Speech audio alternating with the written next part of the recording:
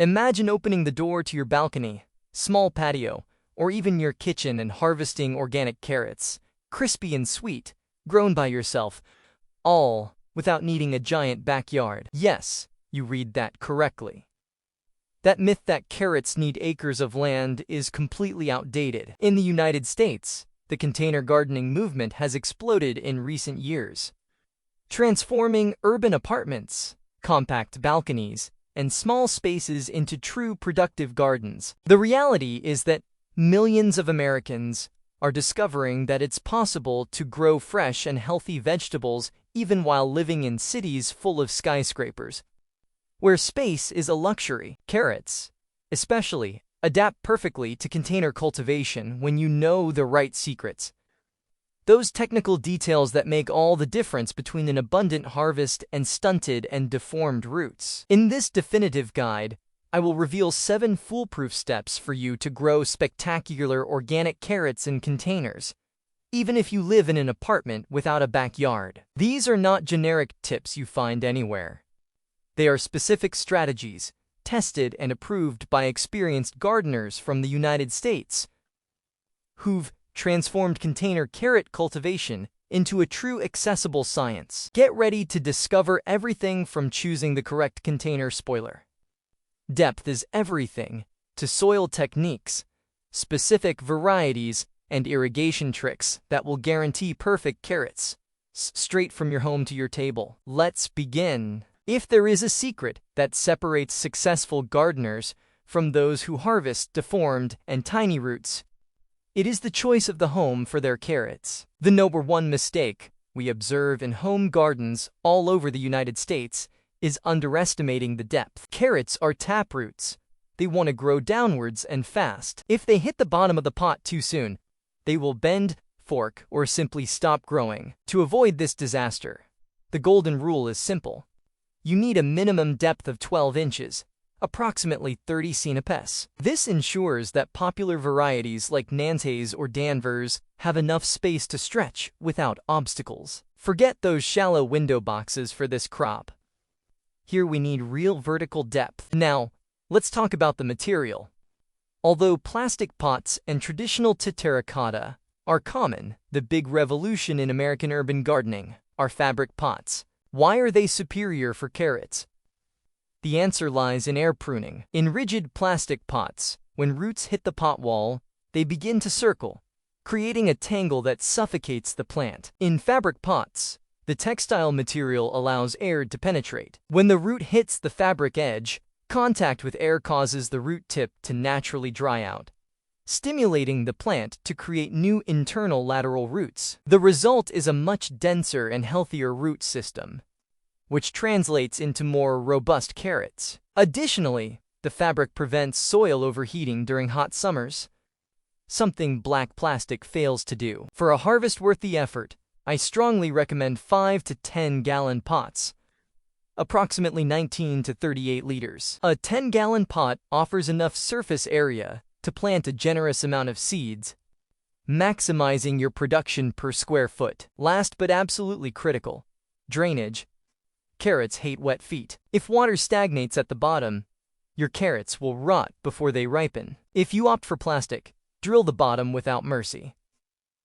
If using fabric pots, drainage is naturally excellent. Here is another monumental mistake I constantly see.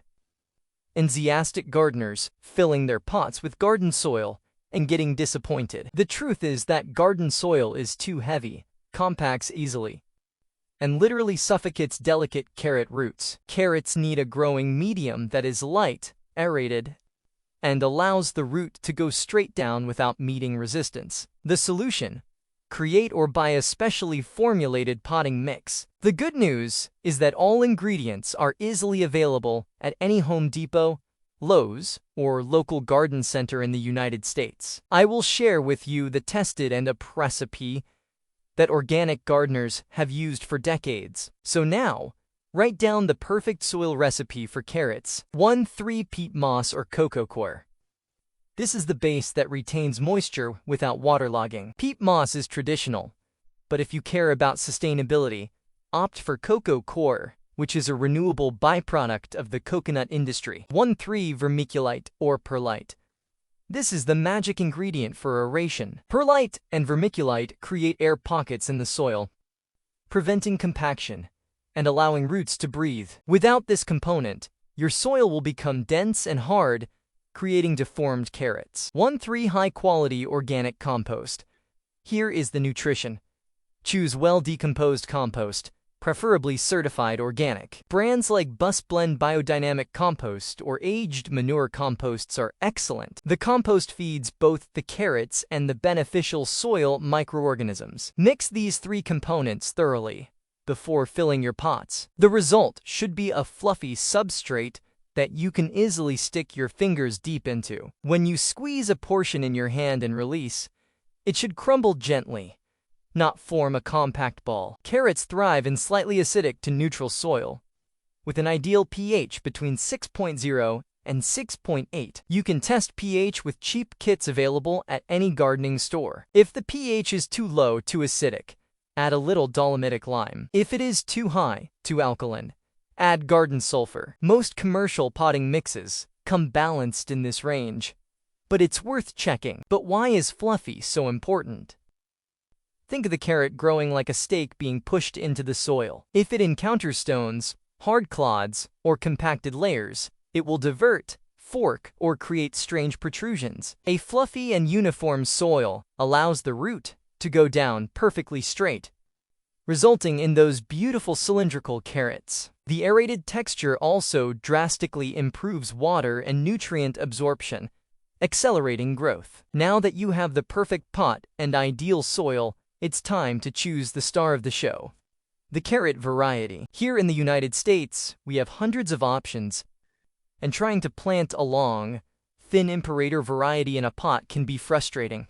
They require perfect soil depth that is difficult to maintain in containers. For guaranteed success in pots, you need to be selective. My #1 recommendation for container gardeners is, without doubt, the Nantes type. Famous for their incredibly sweet flavor and crisp texture, Nantes are cylindrical from top to bottom, with a blunt tip. Varieties like Scarlet Nantes or Nelson grow quickly, reaching about 6 to 7 inches, 15 to 18 cms. They are forgiving and delicious, the gold standard for home gardens. If your space is more limited, or your pots aren't that deep, look at Chantenay varieties. They are robust, short, and thick in a conical shape.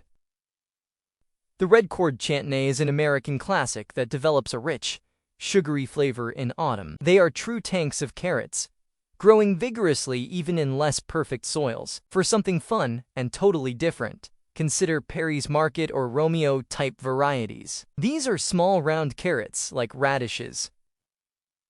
They are perfect for shallow pots or window boxes. Children love pulling them from the earth and eating them as quick snacks. If you've tried planting carrots before, you know the seeds are microscopic, almost like dust. It is very easy to drop hundreds of them in a single spot, which leads to exhausting thinning work later. In the US, a brilliant solution for this is pelleted seeds. These seeds come coated with an inert layer of white organic clay, making them larger, round, and easy to see. With pelleted seeds, you can plant each seed individually at the correct spacing, saving time and avoiding waste. Look for them in online seed catalogs like Johnny's Selected Seeds. Worth every extra penny for the convenience. The moment of truth has arrived, putting the seeds in the earth. With carrots, patience and precision in sowing are vital. Remember, we are dealing with seeds that are tiny, true grains of biological dust. The classic mistake here is burying them too deep. Carrots don't have enough energy stored in the seed to push through a thick layer of soil. The golden rule is to plant at just 1 4-inch depth, about 0.6 centimeters. Basically, you will sprinkle the seeds on the surface of your previously moistened potting mix, and then lightly cover with a very thin layer of vermiculite. Think of it like sprinkling salt on the soil, not digging holes. Try to distribute the seeds so they are about 2 to 3 inches, 5 to 7.5 centimeters apart from each other. I know, it's hard to be precise with such small seeds, but do your best. If using normal seeds, Try mixing them with a little dry sand or used dry coffee grounds.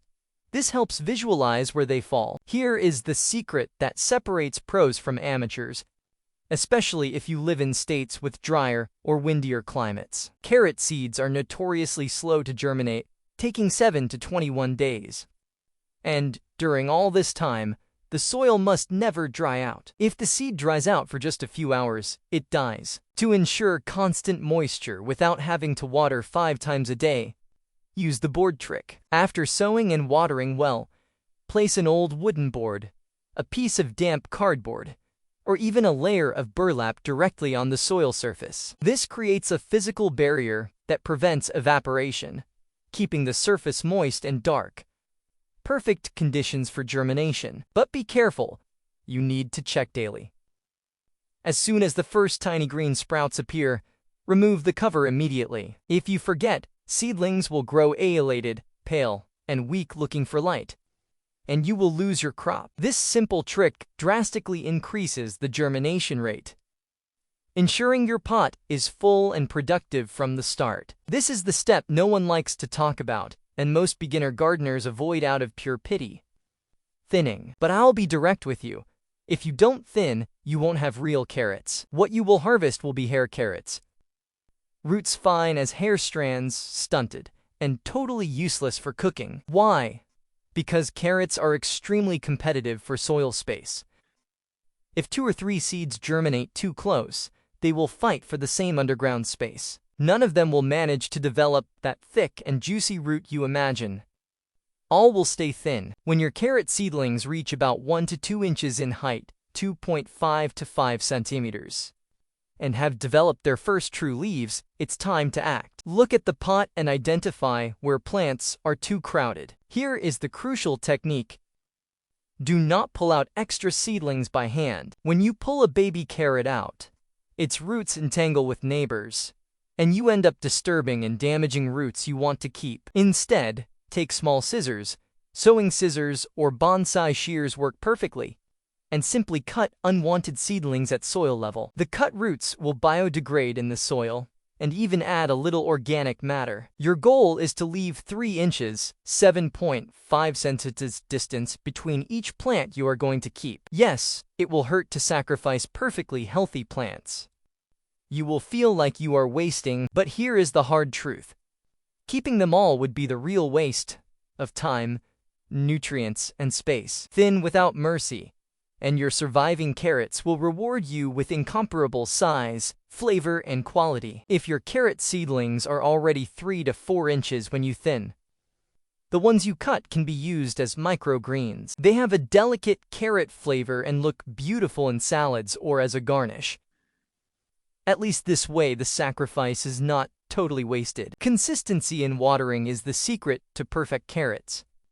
Carrots hate the dry-soaked cycle. If the soil dries out completely and then receives a flood of water, roots will grow in spurts, causing dreaded cracking or forking. The goal is to keep the soil uniformly moist, like a wrung-out sponge, throughout the plant's life cycle. In pots, this may mean watering daily in summer, or every 2 to 3 days in milder climates. A frequently overlooked point is tap water quality in the United States. Many cities treat water with chlorine or chloramine for disinfection. Although safe for us, chlorine can harm the beneficial microbiology of your organic soil. A simple veteran gardener tip: fill your watering can and let the water sit outdoors for 24 hours before use. This allows chlorine to evaporate right naturally, making the water friendlier to your plants and the living soil you created with such care. If your city uses chloramine, which doesn't evaporate as easily, consider a simple charcoal filter attached to the hose or use aquarium neutralizing drops. When it comes to fertilizing carrots, less is more, especially with nitrogen.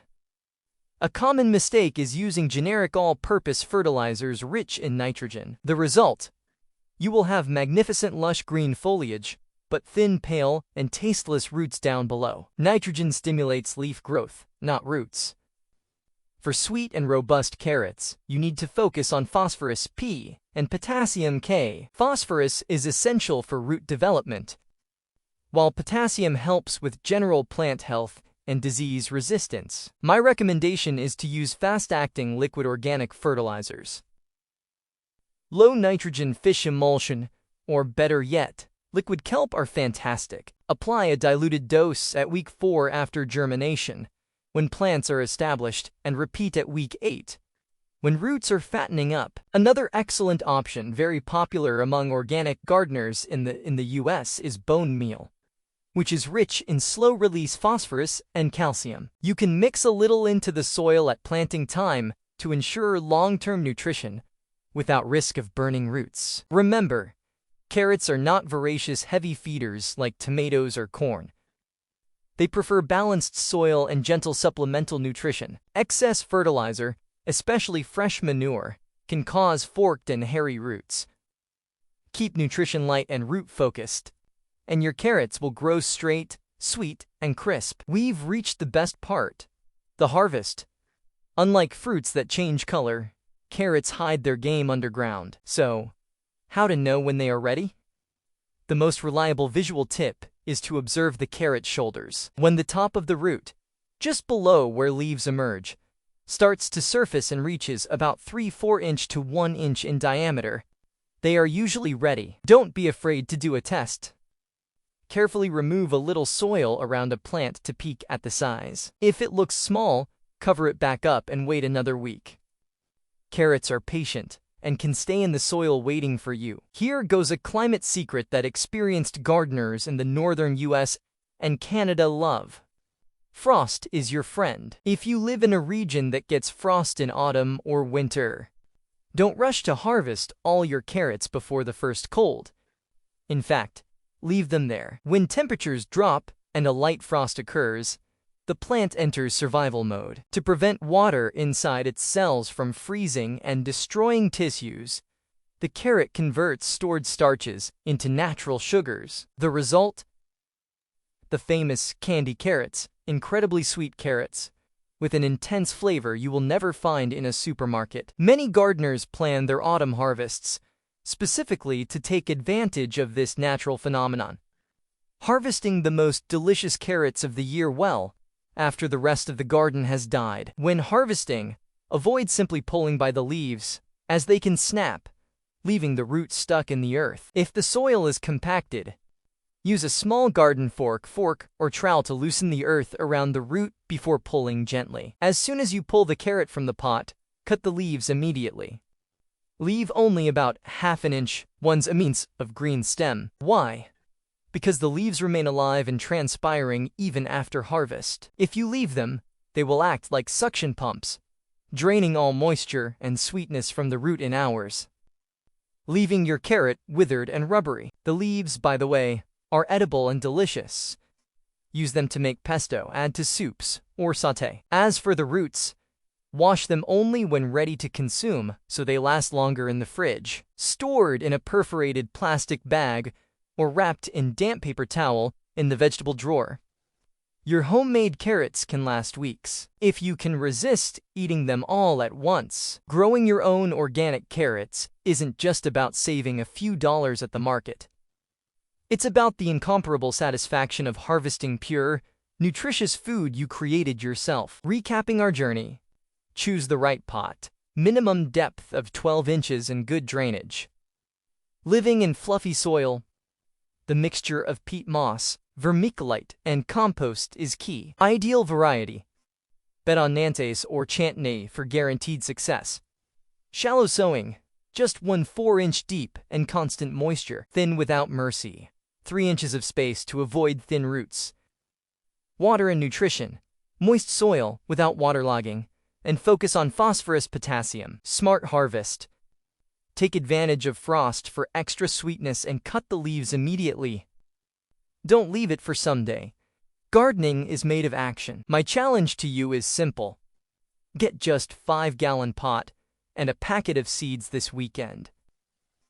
It's a small investment of time and money that will bring delicious returns in a few months. I want to know, which variety will you try first? Will you go with classic Nantes for sweet flavor, or test the round Paris market ones with the kids? Leave your choice in the comments below. Let's create a community of urban gardeners who share experiences and celebrate every harvest. Remember, food autonomy begins with a single seed. You have the power to transform your balcony into a source of health and joy. Hands in the earth and happy harvest!